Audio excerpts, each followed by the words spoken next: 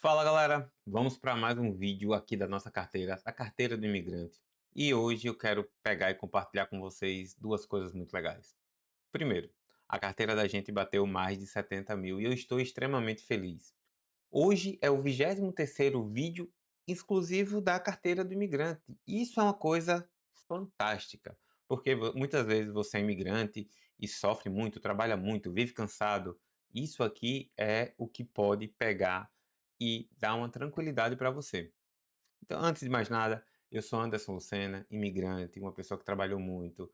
Hoje estou muito mais tranquilo e sei que a maior dificuldade dos imigrantes é com a gestão financeira.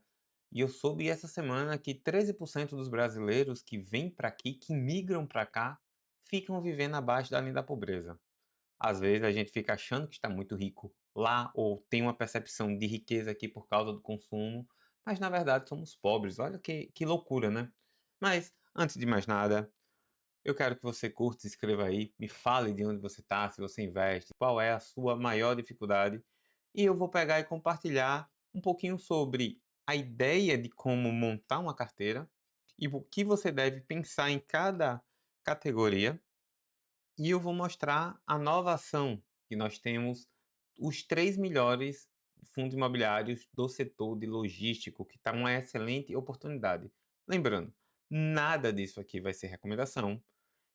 Quero que você estude e você utilize isso para se inspirar, porque eu fiz um Reels dizendo que é possível o imigrante em 3 anos aproximadamente montar uma reserva e juntar em torno de 100 mil reais, fazendo de uma forma tranquila, onde ele não vai se lascar. Isso vai estar, acho que falei nos vídeos passados, tem um Reels lá no, nas nossas redes sociais, tá aí, você pode ver depois. Então vamos lá, vou mostrar as compras que eu fiz nas 2 últimas semanas. A gente bateu 70 mil a semana passada, e eu gravei, mas não tive tempo de editar e acabei não postando. Eu disse: "Não, vou fazer um só e vou mostrar e tá tudo certo". Vamos lá, próximo, o 23º vídeo, onde a gente não quer mais ser aquele cara lascadinho, aquele imigrante lascadinho. Vamos lá, pessoal. A carteira atualmente, eu fiz a última aporte segunda-feira, e a carteira bateu 71 mil. Anderson, nossa, é muito dinheiro. São 2 anos fazendo a mesma coisa, devagarzinho. Nessa carteira aqui, eu estou botando entre 300 e 400 dólares no mês. É uma coisa que é viável para todo mundo. Só atualizando vocês, olha só, pessoal, a evolução do patrimônio. Primeiro a gente vê isso aqui, ó. Em 2024, a gente começou com 1.000 dólares. Aí foi botando, ó. Ele foi crescendo. Olha a evolução, ó. Vai ter períodos que ele desce, mas olha a evolução do patrimônio. Dentro disso, a gente ainda temos o quê? A evolução dos proventos. Gradualmente, a nossa carteira base não teve muitos proventos, está começando a ter agora. Olha a evolução. O nosso primeiro provento foi de R$ 11. Já chegamos a ganhar 210. Atualmente está em 104. Esse mês ainda tende a crescer. Quando a gente começa a ver essas coisas, a pessoa entende: quanto mais eu aporto, mais eu vou ter. E é assim que o imigrante muda de vida. No nosso primeiro ano, ganhamos 108 de dividendos. No segundo ano, já ganhamos 818 de dividendos. E a base da carteira ainda não era empresas pagadoras de dividendo. E aqui está uma mistura de dividendos e crescimento. Tem algumas que pagam dividendos, mas é crescimento. Olha aqui, a gente está na metade do ano. Nós já ganhamos R$ 800 em dividendos. Com certeza vai bater 1.600 ou 2.000 daqui para o final do ano. Por isso que quando você entende que o negócio de aportar, comprar ações, comprar coisas que botam dinheiro no seu bolso, monta uma reserva, a sua vida como imigrante se torna mais simples. A maioria das pessoas acham que é besteira ou acham que é rico porque compra um terreno lá ou tem um poder de compra, mas muitas vezes o pessoal do Brasil eles acham que você é rico. Você às vezes se acha rico, mas muitos brasileiros estão vivendo abaixo da linha da pobreza. Se der um problema, não tem 1.000 dólares na conta. Então a gente tem que pensar, a gente tem uma grande oportunidade, quem é imigrante, de construir uma vida tranquila. mas você não tem que ter o pezinho no chão. Então vamos voltar lá.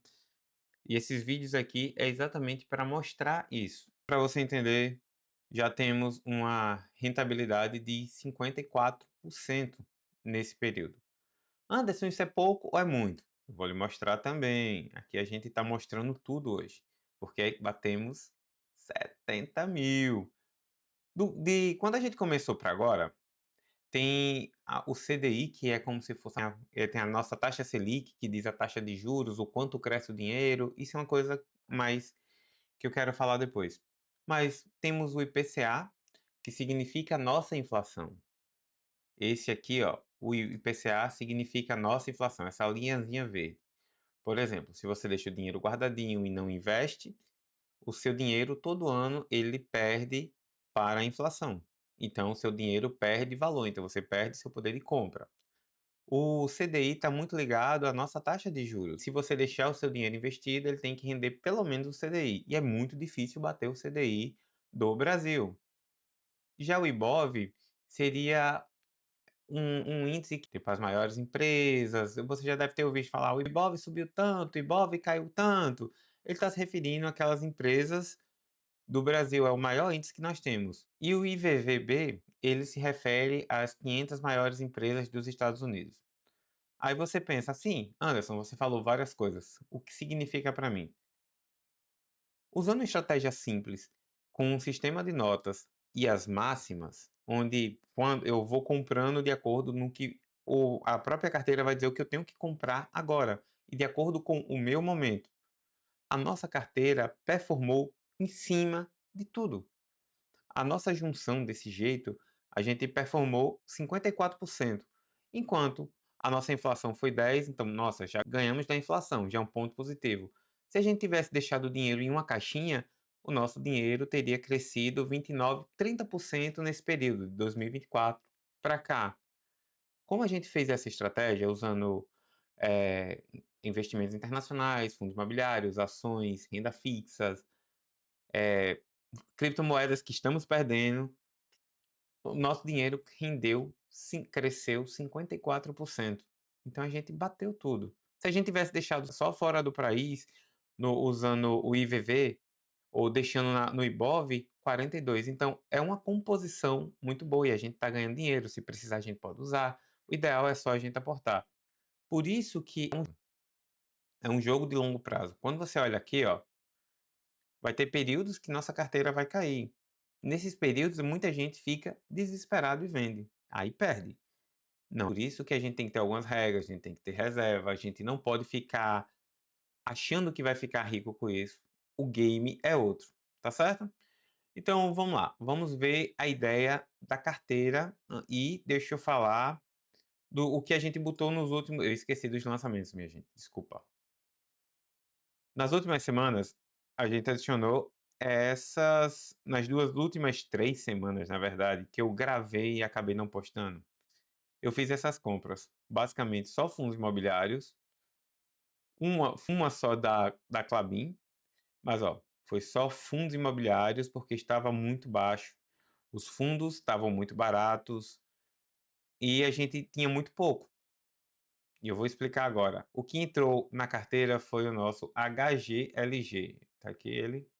Eu estava lendo, estudando antes de entrar. Eu vou fazer um vídeo falando sobre o relatório que eles entregaram. Assim que eu terminar esse vídeo, já vou começar a gravar ele para sair na sequência. Mas dando uma visãozinha geral, do HGLG ele está com um desconto muito alto, 88%, o PVP dele. Tem um dividendozinho médio de quase 9, fora que é o dividendo pago, a gente não paga imposto de renda, é livre. Você pode ver ele nos 5 últimos anos, ó. Tende a ir crescendo. Recentemente ele está apanhando muito, porque tem os juros, tem as notícias, tem incorporações que eles estão fazendo, então o pessoal já começa a precificar coisas que a gente tem que ver. Isso aqui é só uma visão muito rápida e muito geral do fundo. Depois eu tenho que falar, porque senão o vídeo vai ficar muito longe. É um fundo de tijolo, ele é da Pátria, ele está com uma vacância de 3%. Então, tipo, de tudo que ele tem 3%, ele não está alugado. Ele está fazendo tem 2 incorporações da pátria mesmo para se tornar um fundo muito maior, assim a gente vai pagar até menores taxas. A taxa de administração é 0,60 ao ano. O valor patrimonial, que é quando se ele tivesse pagando era para estar 166. Então ele está com um desconto muito grande nesse momento.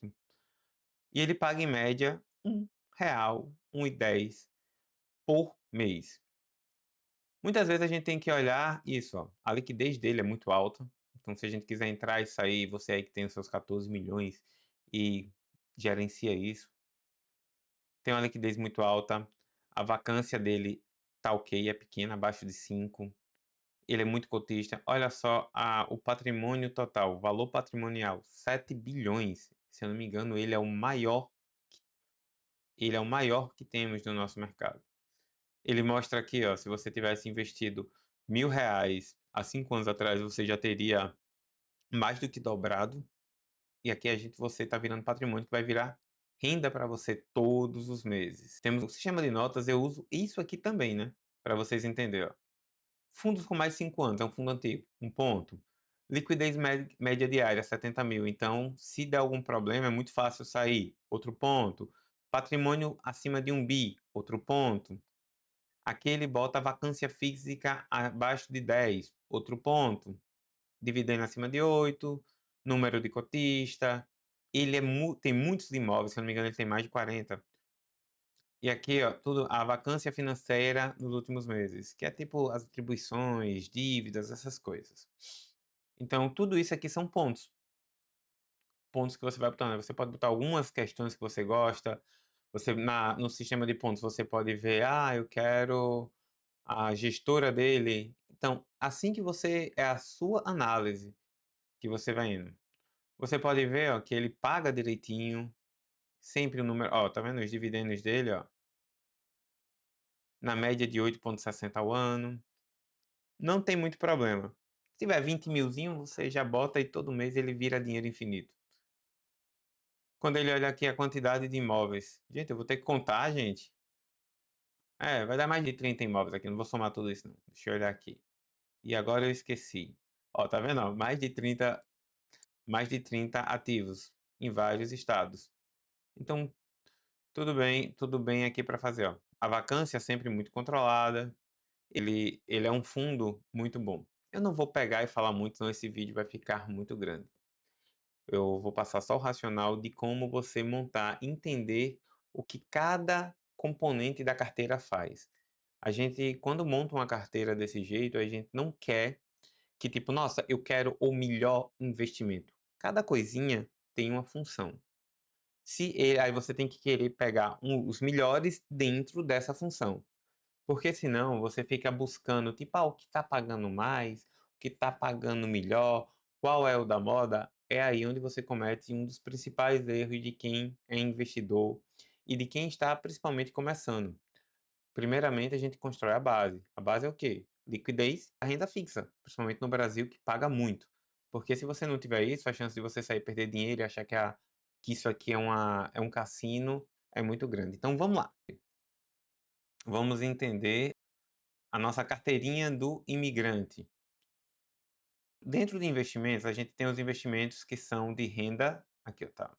Temos os investimentos que são de renda fixas, que aqui vai estar bancos, CDBs, LCI, debênture e o Tesouro Direto. Os dois são de renda fixa. Isso aqui, o dinheiro que você botar, normalmente ele vai crescer. O Tesouro Direto é o mais seguro que temos no Brasil e os de renda fixas vai ter umas que vai ter proteção do FGC e outra não. Eu coloco 25% nele. Boa parte disso aqui tem que estar líquido. Se você tiver um problema, você tem que sacar. Então daí a gente pode usar caixinhas e o nosso Tesouro Selic, que aí você pode usar para reserva de oportunidade, essas coisas. Isso aí é uma estratégia. Mas a gente segue essa máxima. Quando você olha aqui na minha, ele está estou com um pouco a mais, mas é porque tem a reserva de oportunidade aqui. Então eu ainda não aloquei, porque eu ainda estou estudando. Possivelmente vou tirar uma parte para alocar em alguns fundos imobiliários que está muito mais barato. A outra parte da carteira é a de rendas variáveis, onde a gente temos ações, fundos imobiliários e ETFs, e também as criptomoedas. Aqui eu determino valores para ir montando a carteira. Aqui na história eu comecei com renda fixas e os ETFs internacionais, porque o dinheiro já estava aqui, e um pouquinho de criptomoedas. Aí fui botando alguns fundos, algumas ações, mas eu criei primeiro a base para ir depois ir crescendo. Por isso que ainda no começo eu não recebia muitos dividendos. Você determina as bases, ó. Eu fiz essas bases, ações para minha carteira, meu objetivo é 30% em ações, que eu vou mudar, aqui vai subir, eu vou diminuir os ETFs para 10 e vou aumentar os fundos imobiliários para 25, porque eu quero uma geração maior de renda. Os fundos imobiliários, você tem que pensar, a gente vai respeitar isso. Os fundos imobiliários, eles repassam a inflação por causa dos contratos, principalmente de tijolos, e aqui eu gosto de pensar nele como se fosse aqueles kitnets. E a função dele é gerar renda, porque 95% do lucro deles, do que eles ganham, eles repassam para a gente. E esse valor a gente usa juntamente com nossos aportes para rebalancear a nossa carteira. Por isso que eu não gosto da ideia de você pegar fundos que são muito endividados, a não ser que você tenha bastante conhecimento e você tenha um perfil um pouco mais arrojado. Mas eu sempre tento ir nos mais seguros. Por isso que eu botei, ó, logístico, quando eu boto aqui o segmento, ó, eu temos aqui 9, que é para geração de renda. Os 3 melhores de logístico, nós temos basicamente, ó, os 3 melhores de shopping, os maiores e melhores. Isso aqui é renda fixa, que também essa aqui é muito boa, e tem outro. Eu vou botar mais uma, que um eu vou botar atrelado ao CDI e um eu vou botar atrelado ao IPCA, porque assim eu sempre vou pegar os melhores momentos. Naturalmente ele vai fazer o contrafluxo, porque no momento que um baixar, por exemplo, quando a taxa Selic da gente baixar muito, voltar a 8, 9, esses aqui, ó, tende a subir bastante e vai me dar margem para comprar esses aqui. E assim, naturalmente, ela vai se equilibrando. Por isso que é um método meio estúpido esse sistema de nota e seguir. Eu jogo as notas aqui e vou indo.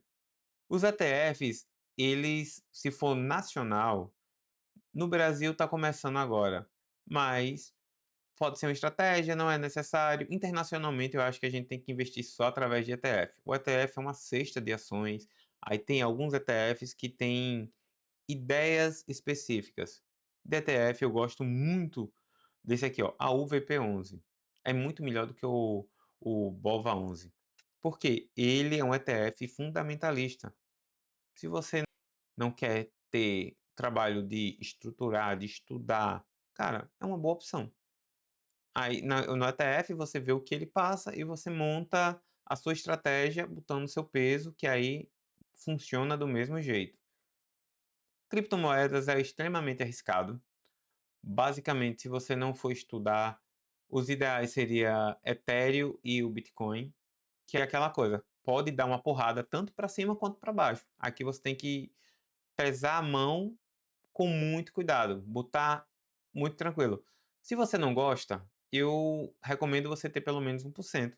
Se você gosta, tem conhecimento, quer estudar, pode, dependendo do seu perfil e da sua idade, você pode aumentar um pouco. Eu quero 5%. O meu tá desbalanceado e olha que desceu, porque quando meu pai faleceu, eu acabei estava num período aqui, eu nem sabia, estava muito eufórico, meti a mão, pesei a mão e deu merda. Não é que deu merda, né, porque ele o preço foi bom, tal, mas ele baixou 26%. Isso aqui quando subir, com certeza, que a pessoa tiver tudo ganancioso, eu vendo um pouco. Pensando hoje aqui, como eu quero aumentar a parte de renda, eu vou chegar aqui aos 21, né?